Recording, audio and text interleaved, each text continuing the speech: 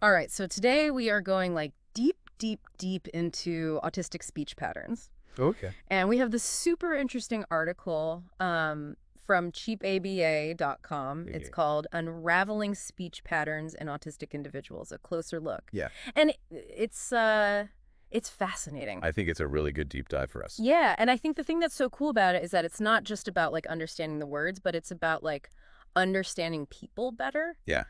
And I think that's something we should all be trying to do, like to have a more inclusive world. Absolutely. Everyone feels heard. And a lot of times what people don't really get is that it's not about deficits. Right. It's about differences. Right. And these differences come from like unique ways of processing information, Yeah. ways of interacting with the world. Okay, so what are some things that people get wrong when they think about how autistic individuals use language? Well, one of the big ones is what's called idiosyncratic language use. Yeah. So basically it means that autistic individuals use language in a way that might seem unusual Oh, okay. to people who aren't familiar with their communication styles. Gotcha. But these patterns aren't random, Yeah. They reflect a different way of thinking Okay. and engaging with the world. Can you give me an example? Sure. Let's look at echolalia, Yeah. which is the repetition of words or phrases. Okay. Yeah. Now, a lot of people might think that's just, like parroting or Right. something like that. Yeah. But research shows it can have a lot of different purposes. Okay. For some people, it's a way to, like, self-soothe, Okay. like repeating a calming phrase Right. if they're stressed. Right. And for others, it might be a way to process information Okay.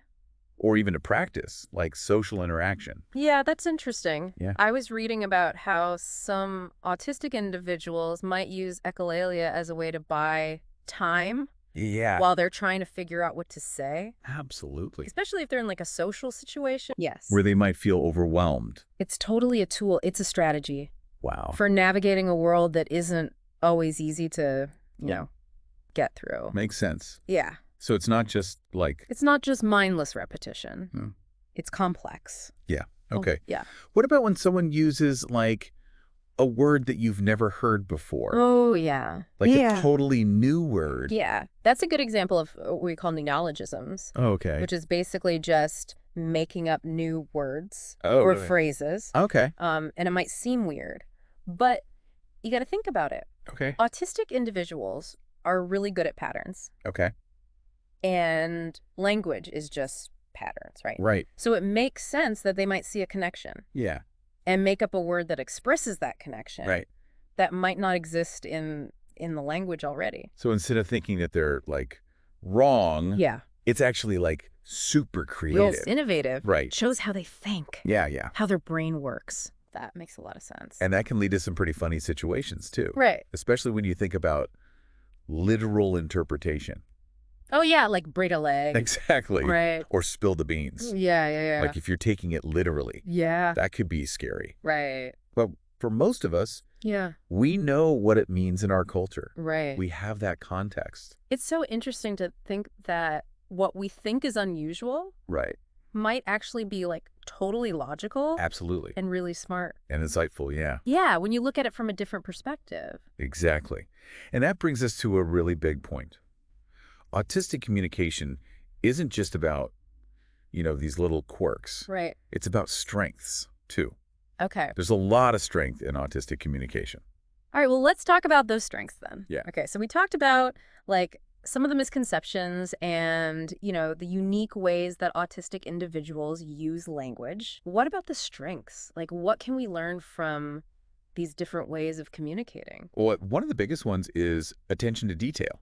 Okay. Autistic individuals are really good at that. Yeah.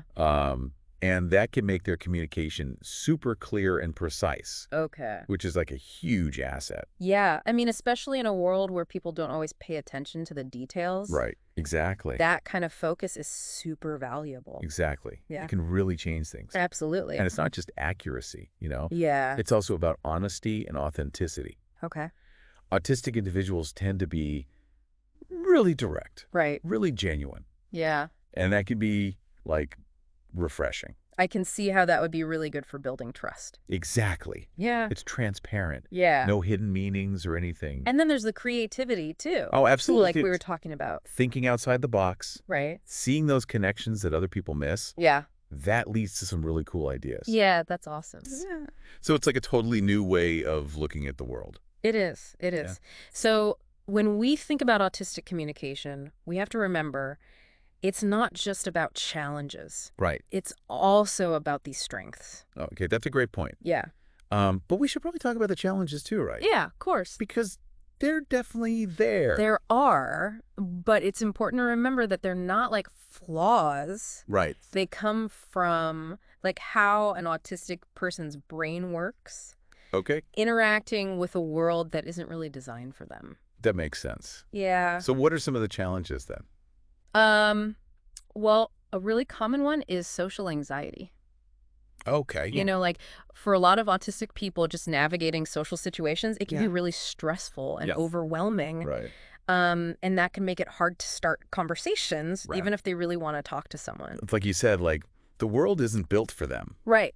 And we put so much pressure on people to be like extroverts Yeah. Yes. all the time. Yes. I can see how that would be really hard. Yeah, absolutely. Well, So another big one is executive functioning, okay. which is basically like all those skills you need to like plan things, Okay. stay organized, manage your time.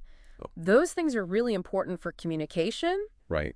but they can be tough for autistic individuals. Can you give me an example? Like, how would that look in a conversation? Sure. So imagine trying to like make a really complex argument, Okay. or even just staying on topic Right. when you're having trouble organizing your thoughts. Yeah. It can be really frustrating Oh, yeah. for both people involved. Totally. It's like all those thoughts are in there, Yes. but they're hard to get out in the right order. It's hard to structure them, yeah. And then there's sensory overload, right? Yeah, that's a big one. Yeah. I mean, we've all experienced that, I think. Right. But it can be a lot more intense for autistic individuals. Right. Like imagine trying to like understand a conversation Yeah. when the lights are too bright Yeah. and there's like a ton of noise. Yeah. And maybe even you're really sensitive to touch. Yeah. It's like it's too much all at once. Yeah, that sounds like a lot. Yeah. So it's not that they're not good at communicating. Right. It's just that like everything around them is making it really hard. Exactly. Yeah. And that's why understanding these challenges is so important. Right. It's about seeing the world from their perspective. Yeah. So how do we change our own way of communicating them? Yeah. How do we make it work better for everyone? Yeah. So it's like we need to be more understanding. Yeah, it's about empathy. Yeah. And realizing that there isn't one right way to communicate. Okay. We shouldn't try to force autistic people to communicate like neurotypical people. Yeah. We need to make space for different communication styles. So how do we do that? Like, what are some things we can do to make it easier for autistic individuals to communicate? Well, one thing is to be mindful of sensory overload, like Right. maybe dimming the lights Right. or turning down the music, Right. or even having a quiet space Yeah. where someone can go if it's all too much. Yeah. Okay, that makes sense. Yeah. What about just like when we're talking to someone? Oh, yeah. Like, how can we change our own communication style? Well, the biggest thing is patience. Okay. Give people time to process what you're saying, Yeah. to respond, Okay. especially in social situations. Okay. Don't think that just because someone's quiet, Yeah. that they're not interested Right. or that they don't get it. Right. They might just need a minute to think. That's a good point, because I think we're so used to like Right. fast communication, you know, Instant responses. Yeah. that we forget that not everyone works like that. Yeah, exactly. What else?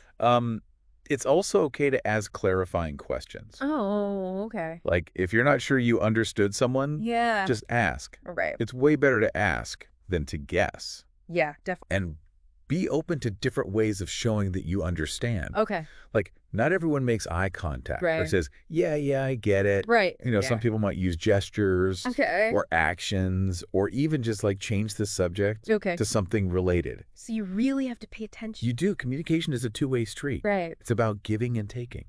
I feel like I've learned so much You do? about autistic communication just from this deep dive. It's fascinating, isn't it? It is. It is. Yeah. What's like the one thing you want people to take away from this? I think the most important thing is that understanding autistic communication is about more than just knowing the facts. Okay. It's about empathy. Okay. It's about connecting with people. Yeah. It's about realizing that different isn't bad. Right. It's actually really good. Yeah. When we embrace those differences, we make our communities better, I love that. and Yeah, we make our own lives richer. that's a great point. Well, this has been amazing. Yeah, thanks for having me. Thank you so much for coming on the show. Yeah, it was great. To all our listeners, we hope this has given you like a new appreciation for autistic communication. Yeah, Keep asking questions keep learning. and keep trying to understand each other better. It's so important. Until next time, keep diving deep. Bye.